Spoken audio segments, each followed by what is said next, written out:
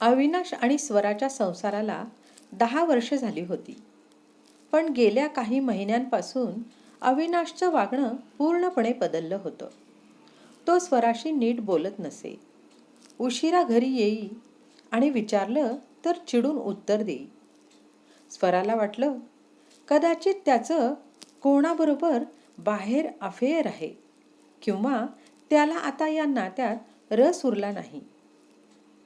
एके दिवशी रागाच्या भरात स्वराने घटस्फोटाचे कागद टेबलवर ठेवले आणि म्हणाली, अविनाश, रोजच्या या कटकटीपेक्षा आपण वेगळं झालेलं बरं. तुला स्वातंत्र्य हवंय ना, मग हे घे. अविनाशने शांतपणे त्या कागदांकडे पाहिलं आणि सही केली. फक्त एक अट घातली. पुढच्या 30 दिवसानंतर आपण वेगळं होऊ. तोपर्यंत तू माझ्यासोबत याच घरात राहशील. त्या एका महिन्यात अविनाश अचानक बदलला. तो स्वराची खूप काळजी घेऊ लागला.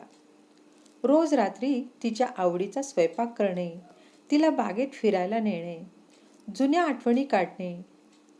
स्वराला वाटलं कदाचित याला आपली चूक उमजली आहे.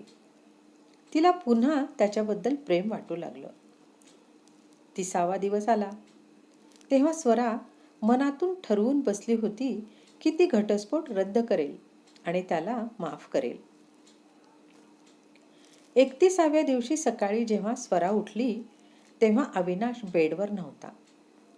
कपाटावर एक लिफाफा आणि घराची सर्व कागदपत्र तिच्या नावे होती. पत्रात लिहिलं होतं, स्वरा, मला माहीत होतं की तू घटस्फोटाचे कागद आणणार आहेस.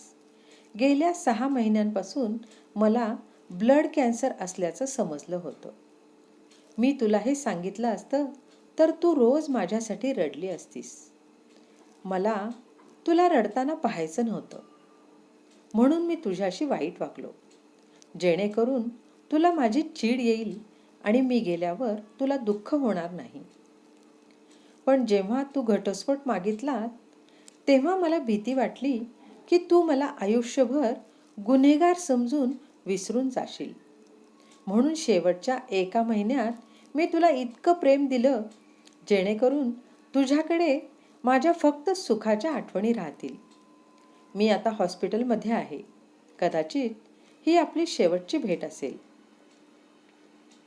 स्वरा धावत हॉस्पिटलमध्ये पोहोचली, पण उशीर झाला होता. डॉक्टर बाहेर आले आणि त्यांनी फक्त मान खाली घातली. ज्याला ती बदललेला नवरा समजत होती तो खरं तर तिला सावरण्यासाठी स्वतःशीच एक मोठं युद्ध लढत होता. तिने ज्या घटस्फोटाच्या कागदावर सही केली होती त्याच्या मागे अविनाशने पेनाने लिहिलं होतं, पुढच्या जन्मी मात्र लवकर भेट, कारण हे आयुष्य तुझं प्रेम घेण्यासाठी खूप छोटं पडलं. रसिक श्रोते हो, ही कथा तुम्हाला आवडली असेल तर लाईक करा, शेअर करा, सबस्क्राईब करा आणि एक गोड कमेंट द्यायला विसरू नका. जय श्रीराम.